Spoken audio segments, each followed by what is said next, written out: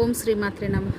అందరికీ నమస్కారం అండి. ఈరోజు మన ఛానల్లో ఈ 2026వ సంవత్సరంలో మాసాల్లో విశేష మాసమైన ఆషాఢ మాసం ప్రారంభం, ముగింపు తేదీలు ఎప్పటి నుంచి ఎప్పటి వరకు, ఈ మాసం యొక్క విశిష్టత ఏమిటో, ఈ మాసంలో వచ్చే ముఖ్యమైన పండుగలు ఏమిటో, అలాగే ఈ మాసంలో శుభకార్యాలు అసలు ఎందుకు జరుపుకోరు అన్న విషయాల గురించి పూర్తి వివరాలు ఈరోజు మనం ఈ వీడియో ద్వారా తెలుసుకుందాం. ఎక్కడ కూడా స్కిప్ చేయకుండా పూర్తిగా వీడియో చూస్తారని ఆశిస్తున్నాను. అంతకంటే ముందుగా ఇంతవరకు నా ఛానల్ని సబ్స్క్రైబ్ చేసుకొని వాళ్ళు ఉంటే సబ్స్క్రైబ్ బటన్ని ప్రెస్ చేసి పక్కనే ఉన్న బెల్ ఐకాన్ని ప్రెస్ చేసి ఆల్ అనే ఆప్షన్ని ప్రెస్ చేశారంటే నేను పెట్టే ప్రతి వీడియో మీరు నోటిఫికేషన్ ద్వారా మొదటగా చూసేయవచ్చు. ముందుగా వీడియోలోకి వెళ్ళిపోదాం. మన తెలుగు సంవత్సరాలలో 4వ మాసం ఈ ఆషాఢ మాసం. పౌర్ణమి నాడు చంద్రుడు ఉత్తరాషాఢ పూర్వాషాఢ నక్షత్రాలు సంచరించడం వల్లే ఈ మాసానికి ఆషాఢం అనే పేరు వచ్చింది. మిగిలిన నెలలతో పోలిస్తే ఆషాఢాన్ని శూన్యమాసంగా పరిగణిస్తారు. ఈ మాసంలో ఎలాంటి శుభకార్యాలు తలపెట్టారు. అయితే పూజా కార్యక్రమాలకు, దేవతారాధనకు ఇది సరైన సమయం అని అంటారు. ఈ మాసంలో ఉత్తరాయణ పుణ్యకాలం పూర్తయి దక్షిణాయనం అనేది ప్రారంభమవుతుంది. ఆషాఢంలో శుభకార్యాలు నిషిద్ధం అంటారు. అందుకే ఈ మాసంలో వివాహాలు, గృహప్రవేశాలు, ఉపనయనాలు వంటి శుభకార్యాలు చేయరు. అయితే ఆషాఢంలో ఇంటి నిర్మాణాలు చేయబడితే చాలా మంచిది. ఈ మాసంలో గృహ నిర్మాణం మొదలు పెడితే ఆ గృహస్థుకు ధనధాన్యాలు, పశు సంపద, రత్న మాణిక్యాలు లభిస్తాయని మత్స్యపురాణం చెబుతుంది. అలాగే ఆషాఢంలో శుభకార్యాలు జరగవు కాబట్టి ఈ మాసాన్ని శూన్యమాసం అంటారు. కానీ నిజానికి ఆషాఢం శుచి మాసం. ఈ మాసంలో ఎలాంటి శుభకార్యాలు తలపెట్టకపోయినా జ్ఞానాన్ని ప్రసాదించే గురువుని మనసారా పూజించేందుకు, ముల్లోకాలను పాలించే జగన్మాతను కొలిచేందుకు, విష్ణుమూర్తి స్మరించుకునేందుకు అనువైన మాసం ఈ ఆషాఢ మాసం. ఈ నెలలో దేవతారాధనకు చాలా ప్రాధాన్యత ఉంటుంది. అంతటి విశిష్టమైన ఈ ఆషాఢ మాసం ఈ 2026వ సంవత్సరంలో ప్రారంభ, ముగింపు తేదీలు ఎప్పటి నుంచి ఎప్పటి వరకు ఇప్పుడు తెలుసుకుందాం.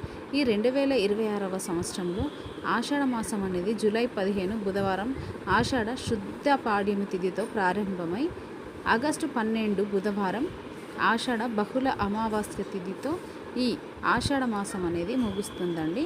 తర్వాత ఆగస్టు 13 నుండి శ్రావణ మాసం అనేది ప్రారంభమవుతుంది. ఈ మాసంలో వచ్చే ముఖ్యమైన పండుగలు ఏమిటో ఇప్పుడు తెలుసుకుందాం. ఆషాఢ మాసం ప్రారంభం నుండే అంటే ఆషాఢ శుద్ధ పాడ్యమి నుండి వారాహి గుప్త నవరాత్రులు అనేవి ప్రారంభమవుతాయండి. ఈ వారాహి గుప్త నవరాత్రులు అనేవి జూలై 15 బుధవారం నుండి ప్రారంభమై జూలై 22 బుధవారంతో ఈ వారాహి గుప్త నవరాత్రులు అన్నవి ముగుస్తాయండి. తదుపరి జగన్నాటక సూత్రధారి అయిన ఆ మహాన్ విష్ణువు జగన్నాథుడిగా కొలువుదీరి సుభద్ర బలభద్రులతో కలిసి దర్శనమిచ్చే అరుదైన క్షేత్రం పూరి జగన్నాథుడి ఆలయం. ఆ స్వామికి సంవత్సరానికి ఒకసారి అంగరంగ వైభవంగా నిర్వహించే రథయాత్రను ఆషాఢ శుద్ధ విదియ తిథి నాడు జరుపుకుంటారు.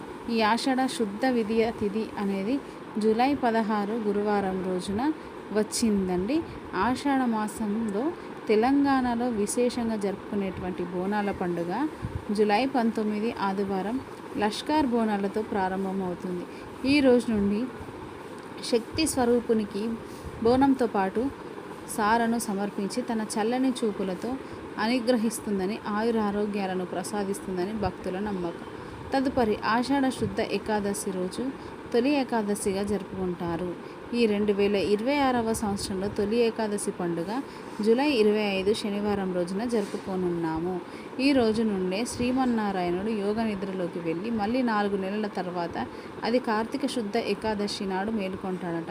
అందుకే దీన్ని శయన ఏకాదశిగా పిలుస్తారు. తమ జీవితానికి మార్గనిర్దేశం చేసి ముక్తి మార్గం వైపు నడిపించిన గురువులను పూజించి సత్కరించే పరమ పావనమైన రోజే గురు పూర్ణిమ.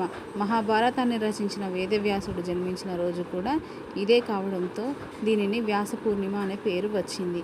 ఈ 2026వ సంవత్సరంలో గురు పూర్ణిమ జూలై 29 బుధవారం రోజున జరుపుకోనున్న ఆషాఢ మాసంలో దేవశయన ఏకాదశి రోజు నుంచి శ్రీ మహావిష్ణువు నిద్రలోకి వెళ్తాడు. అందుకే ఈ సమయం నుంచి ఎలాంటి శుభకార్యాలు చేయకూడదని పండితులు చెప్తారు.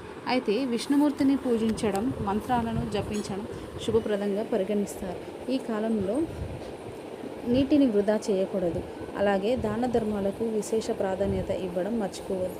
అయితే ఫ్రెండ్స్, ఈ వీడియో మీకు నచ్చిందని ఆశిస్తున్నాను. ఇలాంటి ఇంట్రెస్టింగ్ వీడియోస్ కోసం please subscribe my channel and press the bell icon.